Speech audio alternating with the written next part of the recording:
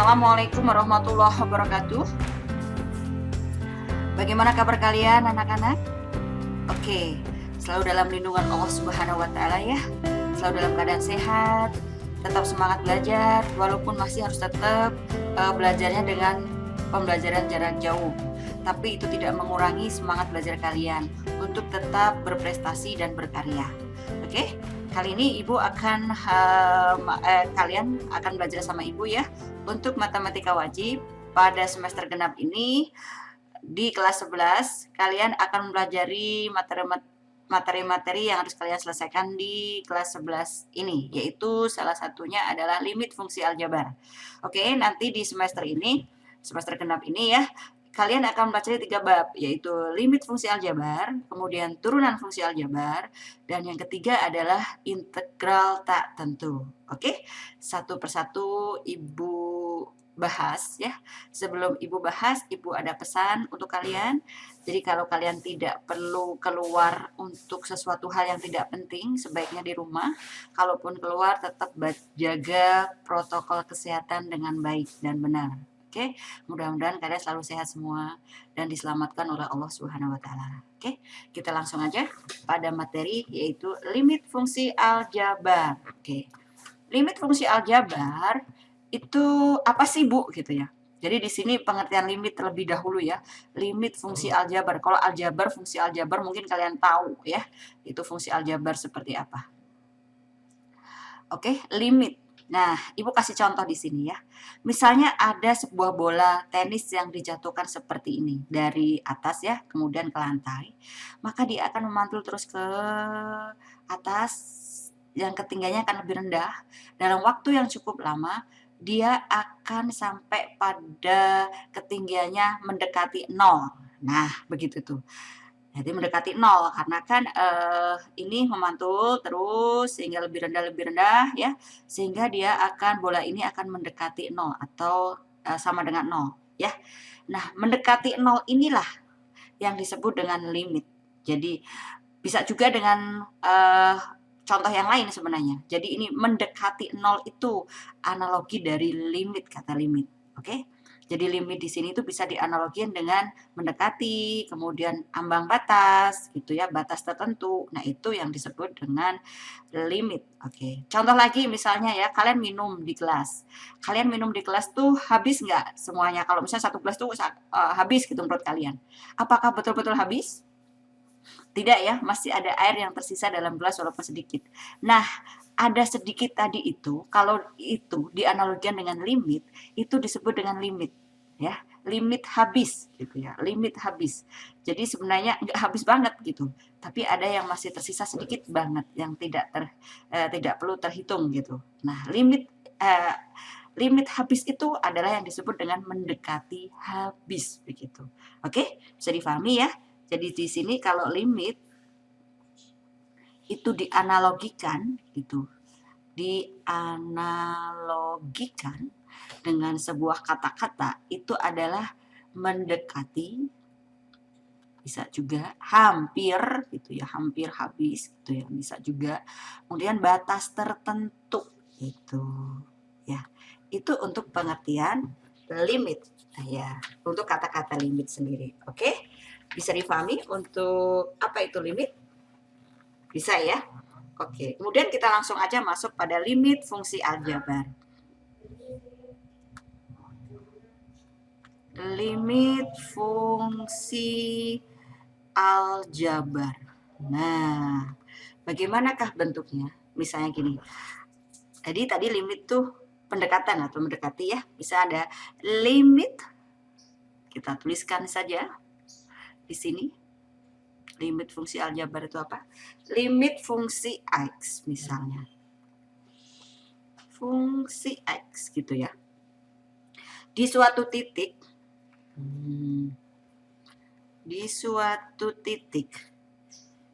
X sama dengan A adalah nilai yang didekati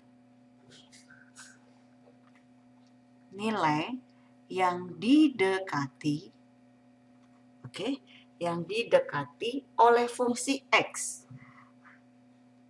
oleh fungsi X, ya, mendekati A oleh fungsi X, ya, fungsi X tadi ya, untuk X itu mendekati A.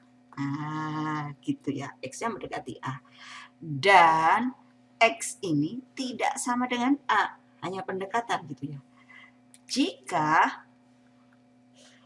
X mendekati A,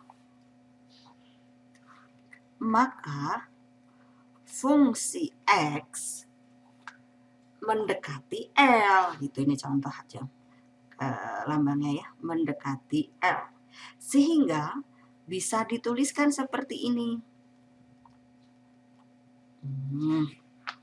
Nih, gitu kan ya, bahwa limit X mendekati A pada fungsi X, nanti X-nya disubstitusikan dengan A ya, itu hasilnya mendekati L, gitu. Ini ya. Jadi limit X mendekati A pada fungsi X itu hasilnya mendekati L. Karena sudah ada limit, maka membacanya cukup X mendekati A pada fungsi X itu sama dengan L. Begitu ya. Bisa difahami ya? Oke. Sebagai contoh mudahnya, Ibu kasih contoh dulu.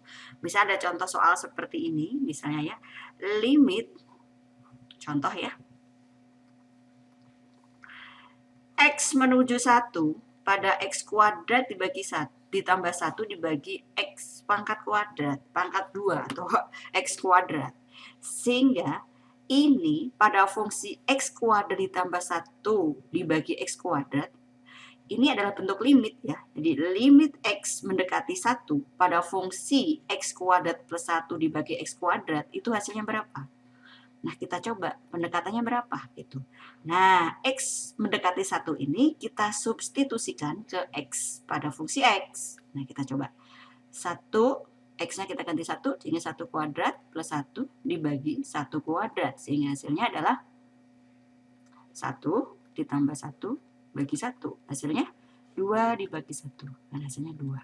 Oke, jadi limit X mendekati 1 pada fungsi X kuadrat plus 1 per X kuadrat itu hasilnya mendekati 2. Nah, itu sebenarnya kata mendekati sudah terakomodir maka dengan lambang limit. Begitu. Oke? Bisa dipahami ya? Oke, Ibu lanjut kalau bisa dipahami. Kalau sudah bisa dipahami, Ibu lanjutkan di sini. Nah, sebelum masuk pada limit secara detailnya seperti apa untuk limit fungsi aljabar, Ibu akan menjelaskan dulu apa itu limit. Jadi gini, dalam limit itu ada beberapa jenis gitu ya. Oke, Ibu sebutkan di sini, Ibu tuliskan. Jadi limit itu untuk yang pertama, jenis limit itu dibagi menjadi 2 macam.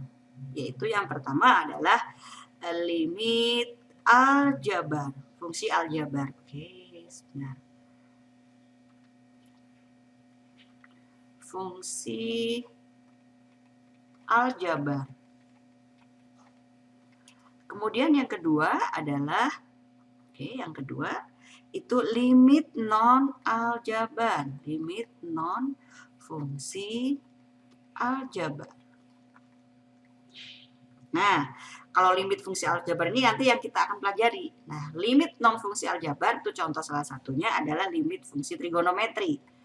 Limit fungsi trigonometri. Ini kalian untuk kelas IPA mungkin nanti akan dipelajari di kelas 12 ya, yang limit non fungsi aljabar ini untuk matematika peminatan. Tapi untuk program IPS mungkin tidak mendapatkan limit non fungsi aljabar ini, karena ini hanya ada di matematika peminatan. Oke. Kemudian Ibu lanjut lagi.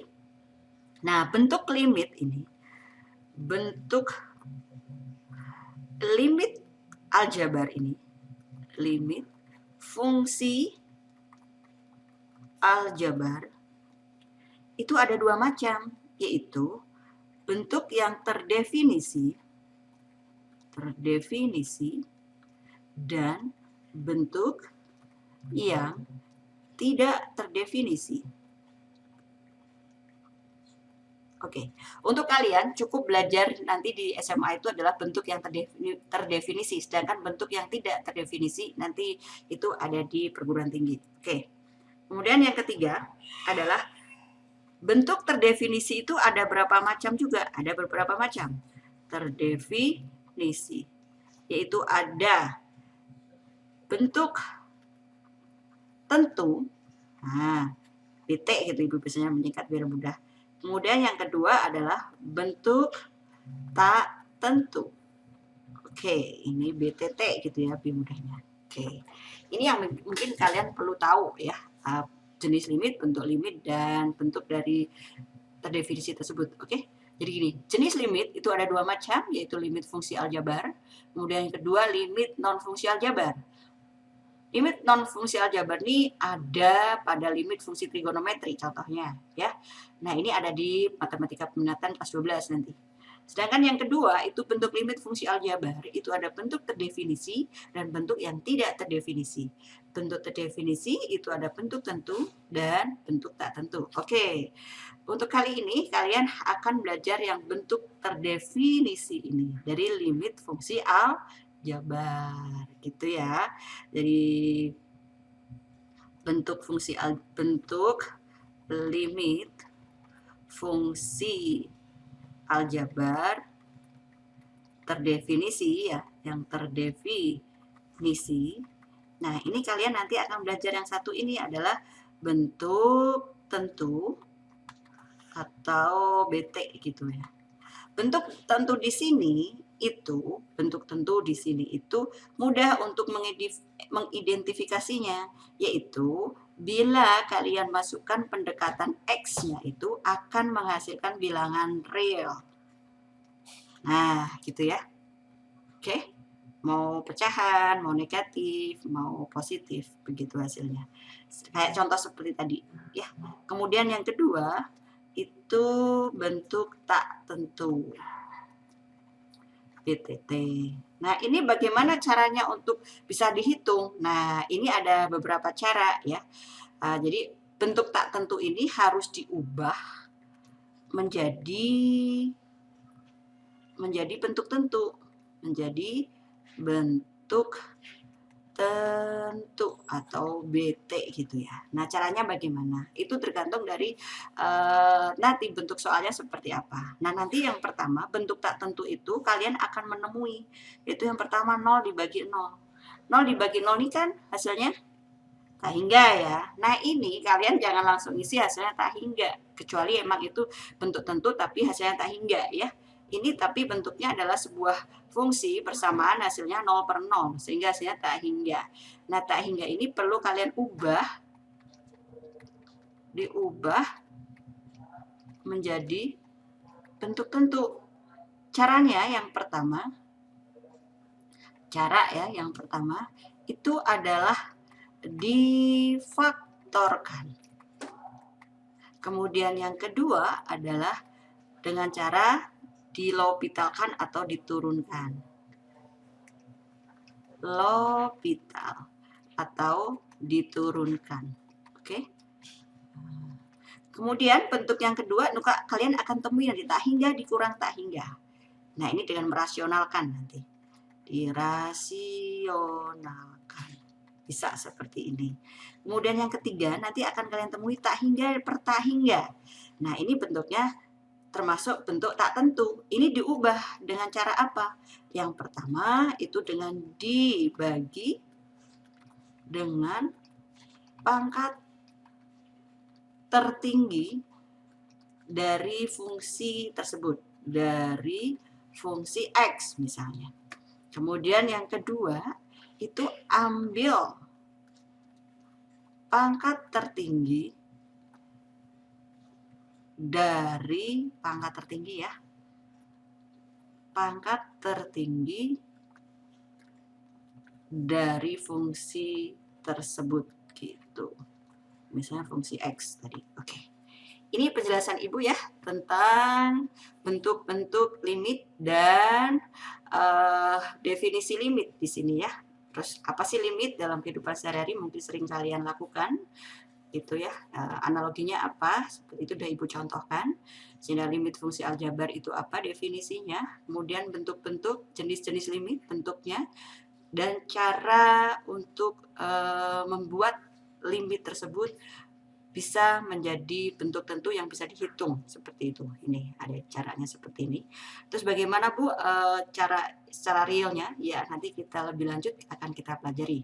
Untuk sekarang saat ini bisa kalian catat seperti ini penjelasan atau apa itu definisi limit. Oke, sampai di sini dulu. Assalamualaikum warahmatullahi wabarakatuh.